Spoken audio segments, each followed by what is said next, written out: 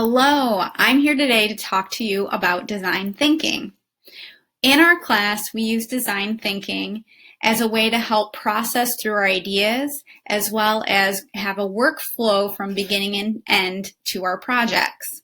We use the acronym DICE to help describe the design thinking process in both art and STEM.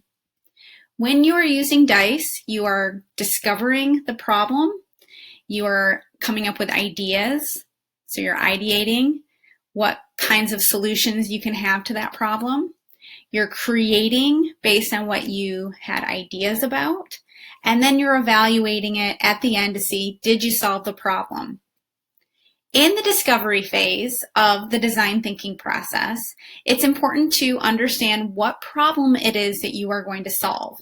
In art, we're focused on the visual solution to whatever the problem is that you've posed.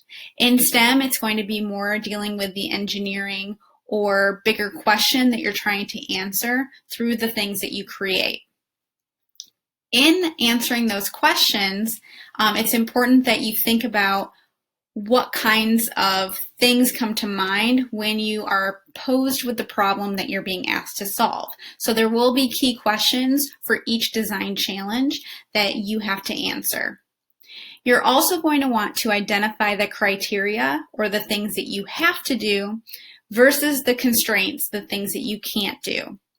In our classes, the biggest constraint you have is time.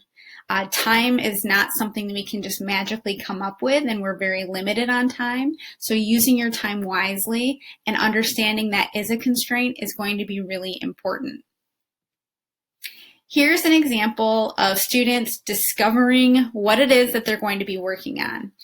In this case scenario, students have that information on their computers through Schoology, just like you will have your information on Schoology as well. So any of the key questions, those types of things will then be answered in your planning sheet or within your sketchbook. When we go to the ideation phase, you know what the problem is that you need to solve, and this is where you're going to come up with ideas of how can you solve that problem. This is where you will do research and look and see what has already been done. You'll come up with new solutions in your sketchbook or your planning guide. And then you'll also want to get feedback and make adjustments to make your work even better. The feedback portion is going to be really important because the only way for you to see if your solution makes sense to someone else is to ask them. And it's important that you ask them while you're in the ideation phase, because then you can make the needed adjustments without wasting too much time. So getting that feedback to help make your work better is something that's going to be really important in our classes. And the way to do that is through thumbnail sketches and then sharing that with other people. Here's an example of what your thumbnail sketches might look like in your planning guide. So for both of these students, they are solving the same problem. They've answered the key questions in the discover phase, and now they have their small thumbnail sketches on their planning guide. And although they're solving the same problem, the way that they're approaching it is in different ways. And so your thumbnail sketches help you show that. You'll also notice that for each of these sketches, they are doing something different in each sketch. So it's not just the same idea multiple times, it's the same idea shown in different ways in different thumbnail sketches. So it's really important to have that variety of approaches to a solution. Once you've gotten your feedback and you feel really confident with the thumbnail sketches and your ideation phase is over, you're going to actually start to create your work. So you want to actually create the solution to the problem. You want to use your materials safely and responsibly to craft your work. And then you'll want to share your solution with others as you make it so that you can make needed adjustments before it is finished. It's often too late if you wait and show someone when you're almost done. So it's good to have feedback and to get that feedback in increments as you go along with your project so that you can help make your work the best possible version that it can be.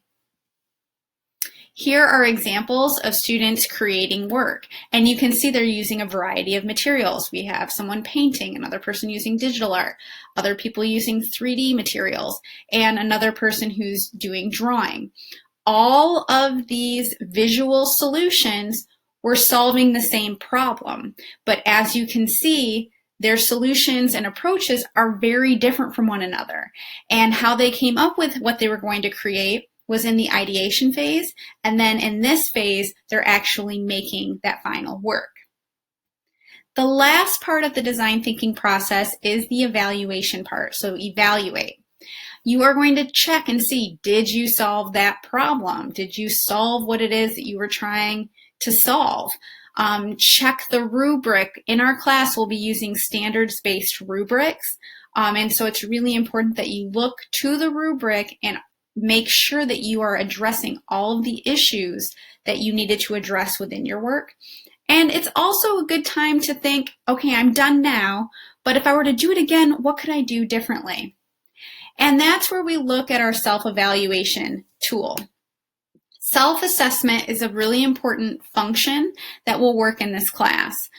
Each time you are finished with a challenge, you are going to go through and evaluate yourself on craft, composition, creativity, and content. Craft is how well something is made. Composition is how are you using the elements and principles to create an overall effect with your work. Creativity is how unique or different your ideas are. And then the content is what was the meaning behind your work.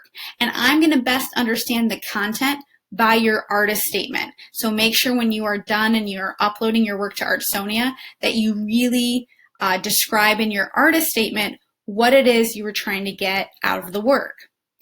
I'll also be asking for you to explain what the biggest thing that you learned from the challenge, as well as what you could do differently. When we are asking ourselves these questions, it helps us become reflective on our work, and then will help us grow and push ourselves when we're creating work in the future.